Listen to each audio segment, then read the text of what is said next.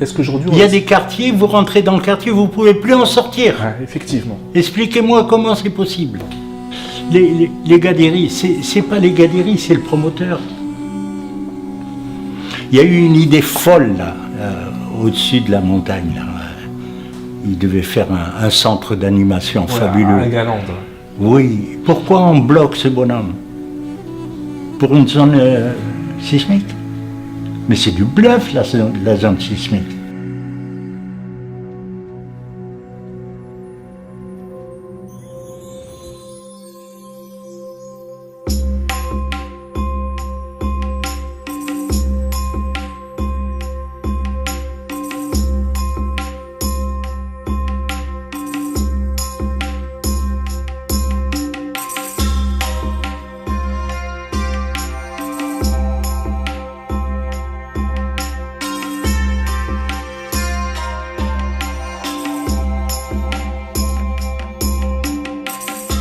Alors, qui êtes-vous, monsieur Coco Poulidji? Bonne question. Sincèrement, je ne sais pas. Hein. Sincèrement, je ne sais pas. Je ne sais pas. Une vie complètement affolante. Je l'ai vécue. Ma vie, je l'ai vécue. Hein. Et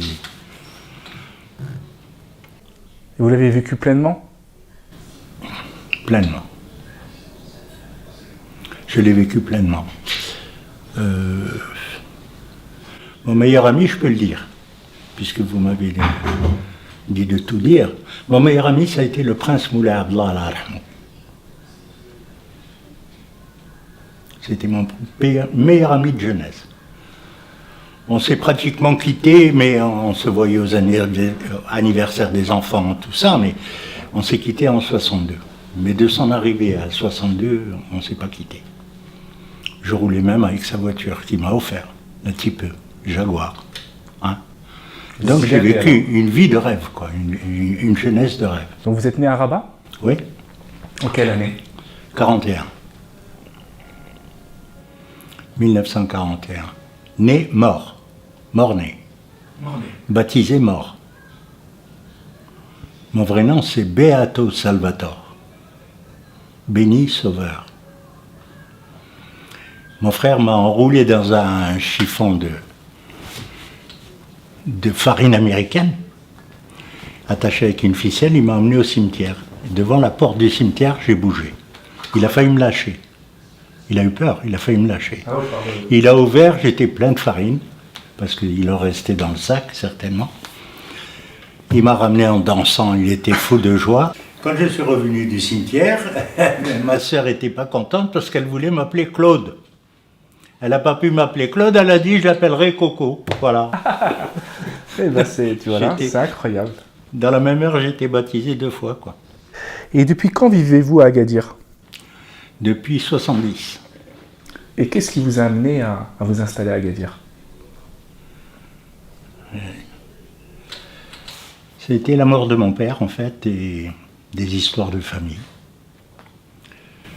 Je préfère pas en parler. Des histoires de famille, d'entreprise, familiale, de gros argent, voilà. Et votre père, il était dans quelle activité? Bâtiment, constructeur. Donc vous avez... On avait la plus grosse société au Maroc à l'époque, quoi, de bâtiments. Voilà.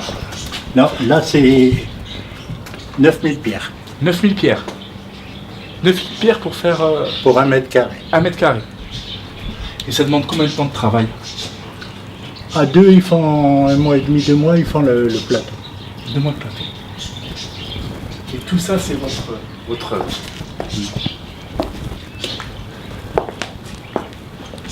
Dans ma tête, c'était 29 prises de vue en restant sur place, en tournant. Pouvoir faire 29 prises de vue valables. Pour conceptualiser cette médina. Dans mon esprit, dans votre c'était esprit. Ça. Donc avant tout, tout ce qu'on va voir là dans le passage, tout ce petit village, ça a été conceptualisé avant dans votre tête. Bien sûr. En 29... Il suffit de tourner, on peut prendre 28 poses de photos. C'est incroyable. Ça, c'est des murs de pierre qui sont d'abord construits et sculptés après. C'est-à-dire, on monte le brut et on sculpte après. C'est pour ça qu'il y a une perfection dans la sculpture. Vous êtes venu à Agadir dans les années 70, vous m'avez dit. 70.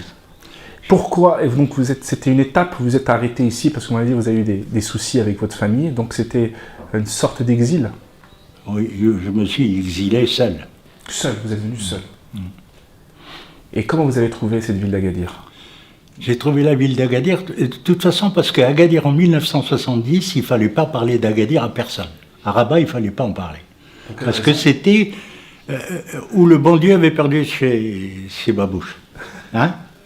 Et il fallait, c'était trop loin, c'était Agadir, on n'en voulait pas. On ne voulait pas. Personne.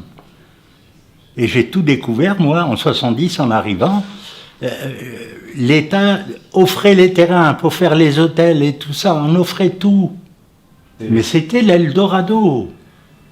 Vous savez, Agadir existe grâce à Haji Yahya bin Eddar, je vous donne son nom,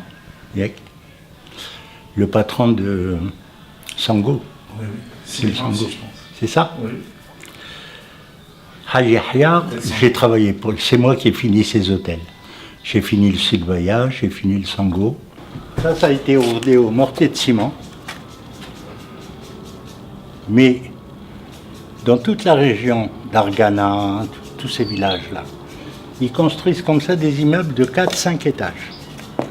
Sans ciment, que des petites pierres, les unes sur les autres. Mais les murs font 70-80 d'épaisseur. Mais il n'y a pas de liant. Ok, parfait. Et là, vous avez un artisan qui travaille ici? Un artisan qui travaille. Ah, venez, je vous le présenter. Il est avec vous dès le départ? Dès le début. Bonjour monsieur. Monsieur, comment ça va? مساء عليك كل شيء بخير صافا الحمد لله الله يبارك الله السلام عليكم السلام سيدي بخير بخير مرحبا مرحبا بكم عليكم. بخير مساء عليكم. Donc monsieur, c'est un cordonnier Oui, et vous fabriquez des babouches. des babouches. Babouches berbères. Avec les matières premières, toujours. Toujours les pas. Par exemple, les babouches comme ça, Oui. je les fais avec 3 pots différents. 3 pots différents. Ça, c'est le deuxième, c'est le coco pour l'ici. Oui. D'accord. Ça, c'est le pot de chèvre.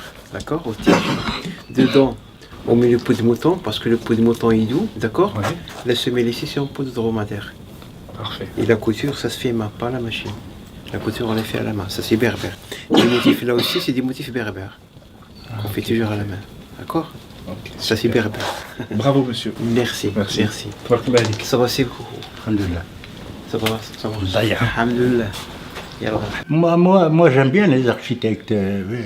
Je les respecte parce qu'ils ont un diplôme. Hein? Mais encore. J'ai eu beaucoup de problèmes avec eux. J'ai eu beaucoup de problèmes avec les Pourquoi? C'est architectes. parce que vous êtes un personnage qui prend beaucoup d'espace? Sans le vouloir. Sans vouloir. Sans vouloir. Je m'en suis pas rendu compte. Donc Mais cette quand je philosophie- disais quelque chose, c'était juste. Et ça dérange. Et ça dérange toujours, quoi. C'est ça, pour le problème. l'arrogance. C'est ça le problème. C'est pris pour de l'arrogance? C'est pris peut-être pour de l'arrogance. Oui. Je pense. Je pense. La nouvelle génération de Gadiri, les trentenaires, les quarantenaires, ou la nouvelle génération, vous connaît ou vous associe à la Médina. Oui. Donc la Médina, est-ce que c'est votre plus grosse œuvre? Oui, fier pour ce que j'ai pu réaliser avec tous mes gosses, là. Là, je suis fier. Pour les murs et tout ça, c'est d'une simplicité. Il n'y a rien de plus simple que de faire ça. Seulement, on ne sait plus le faire.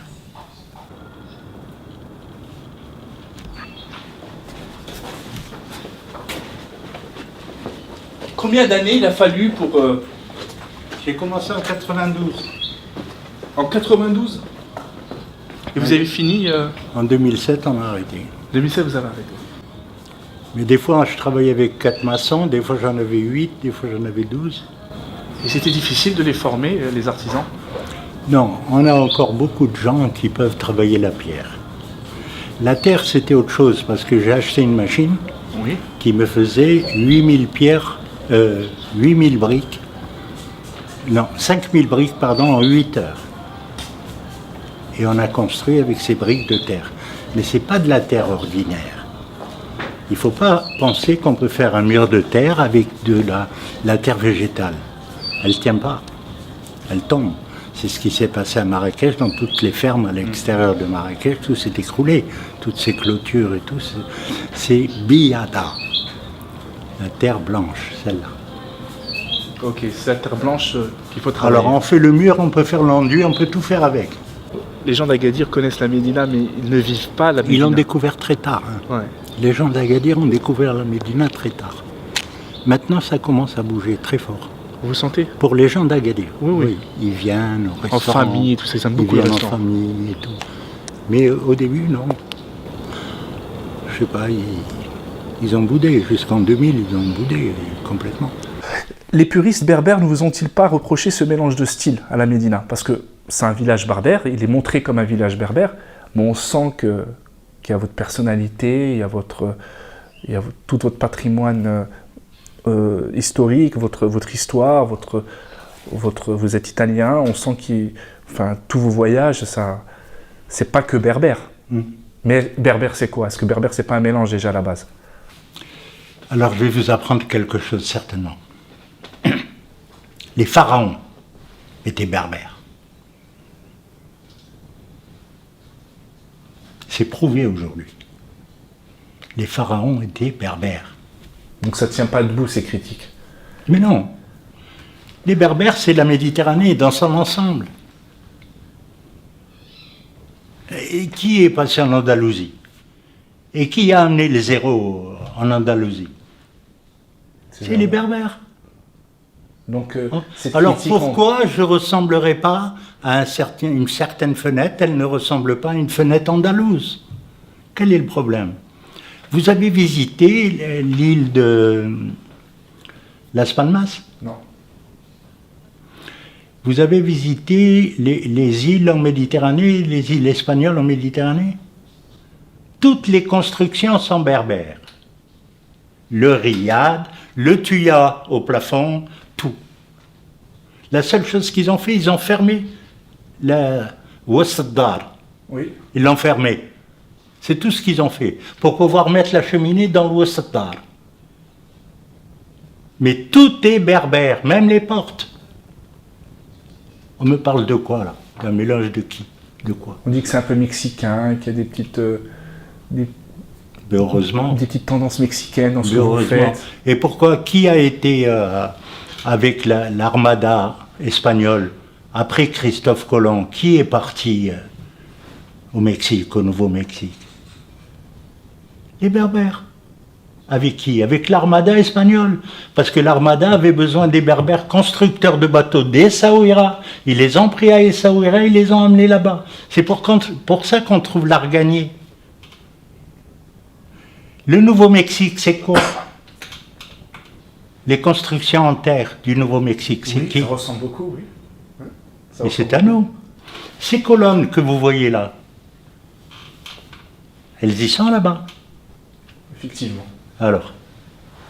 Donc à tous ces détracteurs, Mais, il faut qu'ils revoient leur histoire. Mais il faut qu'ils lisent un petit peu plus.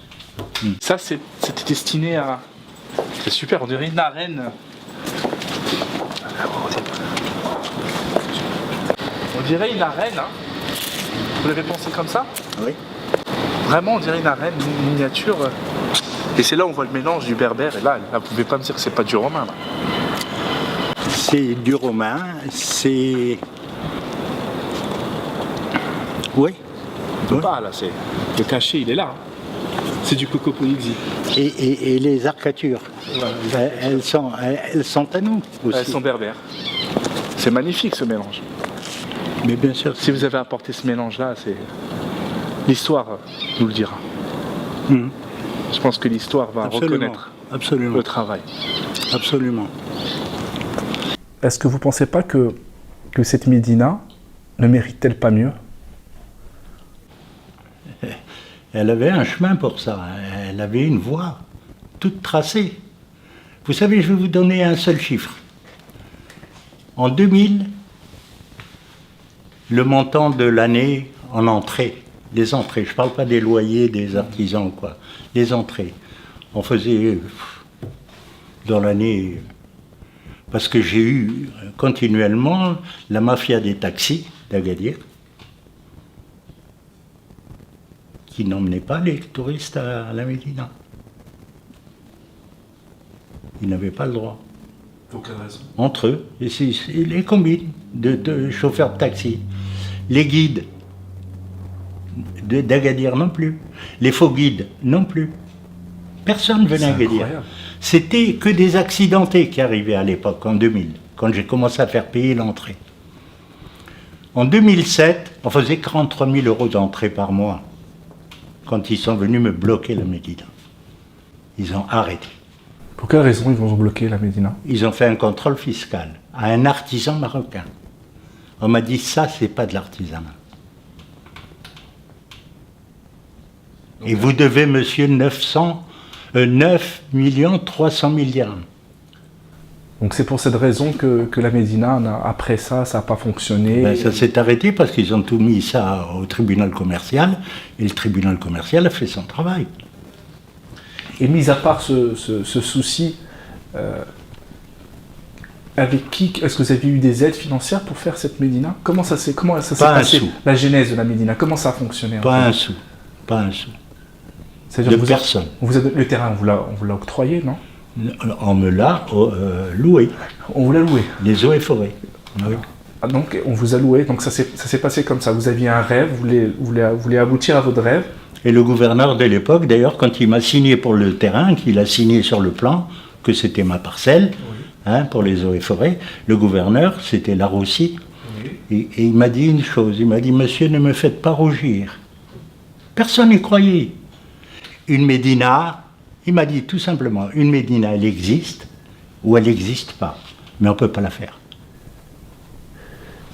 Elle existe ou elle n'existe pas, ou on ne peut pas la faire. Voilà. Donc vous avez démarré avec ça. Oui.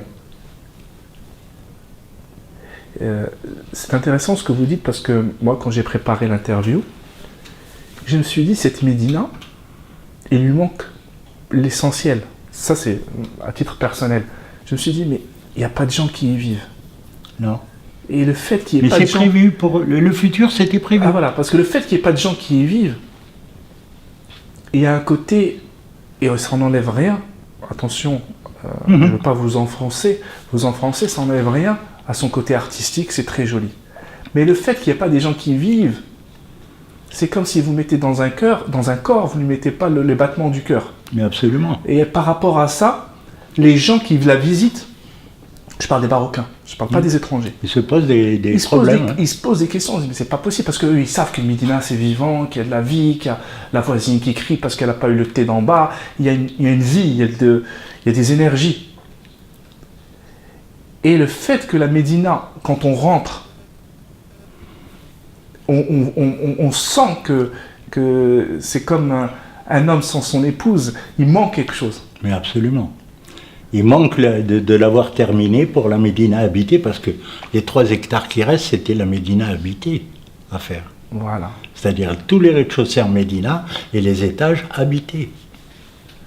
Donc en quelque sorte, vous avez été amputé de votre chef-d'œuvre. Complètement. C'est-à-dire que vous, dès le départ, vous avez imaginé le concept et tout, et au milieu du chemin, on vous a dit, bon, il faut arrêter là. Il faut arrêter là. Si vous avez la possibilité de faire un appel, qu'est-ce que vous ferez comme appel par rapport à la situation à la Médina? S'il y a quelqu'un qui veut vous aider, vous entendre à travers cette vidéo, cette bouteille à la mer.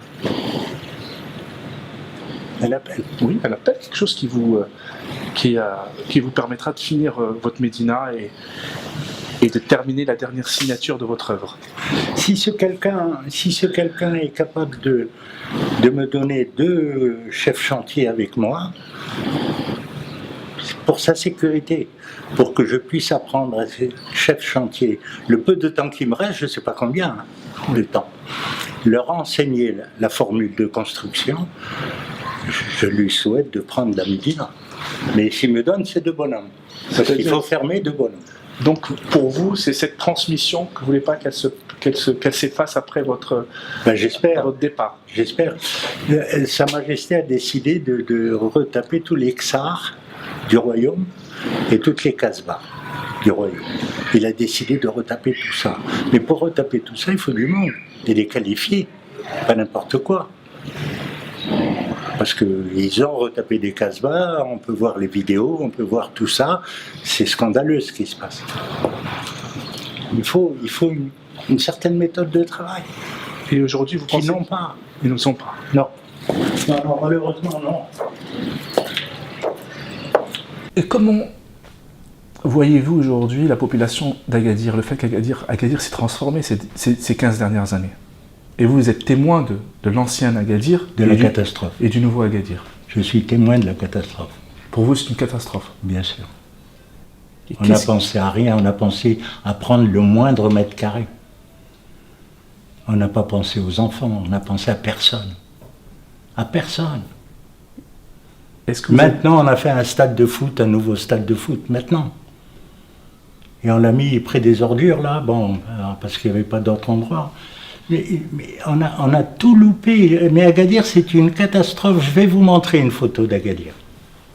Et c'est quoi le diagnostic que vous en faites? C'est quoi le problème? Où ça a dégénéré pour que Agadir aujourd'hui soit tant critiqué par les Gadiris?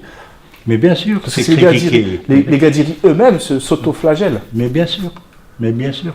Les Gadiris, c'est pas les Gadiris, c'est le promoteur. C'est pas les Gadiris, c'est le promoteur. C'est le promoteur, c'est l'administration chargée de l'urbanisme et tout ça, qui font n'importe quoi. On fait n'importe quoi. Est-ce qu'aujourd'hui... Il y a des quartiers, vous rentrez dans le quartier, vous ne pouvez plus en sortir. Ouais, effectivement. Expliquez-moi comment c'est possible. Comment c'est possible? C'est le promoteur et c'est l'administration chargée de l'affaire qui est en tort, complètement. Il y a eu une idée folle là, au-dessus de la montagne. Là. Il devait faire un centre d'animation fabuleux. À Galande. Oui. Pourquoi on bloque ce bonhomme? Pour une zone sismique? Mais c'est du bluff la zone sismique. Il ne s'est rien passé à Agadir, il s'est placé une explosion souterraine. Je vous l'explique, vous êtes prêts à écouter ça? Je sais pas si... Moi, je suis prêt, je ne sais pas si les téléspectateurs, ils sont prêts. Tant pis pour eux. On va leur expliquer l'histoire d'Agadir. La mer Agadir s'est retirée. Pourquoi elle s'est retirée? Parce qu'une fameuse grotte au large s'effondre. Et cette grotte, elle est reliée jusqu'à Ida Outanan, Imouzer Ida Outanan, par des canaux. C'est l'alimentation des eaux d'Ida Outanan. Et ce canal était bouché à Agadir. La terre est montée d'1,20 m, elle est retombée. 6 secondes. Il n'y a pas eu de tremblement de terre à Agadir, il y a eu une explosion souterraine. Ok? Ça, c'est votre diagnostic. Oui. Bien sûr que ça a bougé pendant un mois. Parce que la terre, quand elle est montée d'1,20 m, elle redescend doucement, doucement. Tac, tac, tac, tac, tac, tac. Tout se remet en place. Il n'y a pas eu de tremblement de terre à Agadir. C'est une explosion souterraine. Qu'est-ce qu'il faudrait à Agadir pour que la ville ait un attrait positif? Agadir, ça a failli être... moi, je pensais même à une époque que ça allait devenir la capitale du royaume. Personne n'en voulait d'Agadir et là vous me dites que ça aurait pu être la capitale du royaume. À un moment donné, oui. Quelle période? Ça a failli. Quelle période? Quand Sa Majesté Hassan II a décidé de faire le palais. Déjà, il y avait des bruits. Et il a été vraiment dégoûté de la ville, quoi. Il faut le dire. Déjà, lui, Sa Majesté. Hassan II. Et ensuite, Mohamed VI pensait régler le problème et il s'est rendu compte qu'il n'y avait rien à faire. Pourquoi? C'est quoi qui... Ben, toujours le même problème. C'était un petit groupe qui gérait tout. Qui gérait tout et qui voulait tout récupérer. Un petit groupe, une poignée. Hein. Ah ben, Maintenant, ils sont mal. Hein. ils sont forts à la... Oui, ils Pour étaient tout- très forts. Oui. Ils ont peur de rien. L'impunité. Comment ce petit groupe aujourd'hui a fait tant de terreur et en plus on n'arrive même pas à le définir, c'est-à-dire il travaille dans l'ombre. Mais bien sûr. Et vous pensez que c'est ces personnes-là qui... Qui ont détruit la ville. Ça a détruit la ville. Le hall d'inclusive l'a enrichi. Voilà. Il y avait tous les ingrédients pour. Tous les restaurants ferment, tout le monde ferme, tout le monde s'en va. On fait quoi là? On fait quoi quand une ville comme Marrakech, on ne sait plus où mettre le monde? On ne sait plus où les mettre. On ne sait plus trouver des terrains pour construire des riads. Mais Marrakech, c'est un monde fou. Est-ce qu'il n'est pas devenu un peu trop fou, Marrakech? Non, il faut laisser comme ça. C'est fabuleux. C'est fabuleux, ça va continuer. Il faut créer des îlots maintenant. Il faut se calmer à Marrakech et commencer à créer des îlots. Et le Maroc est un désert. On a toute la place qu'il faut pour créer des îlots intelligents. Quel est le déclencheur qui pourrait amener la destination Agadir vers le haut?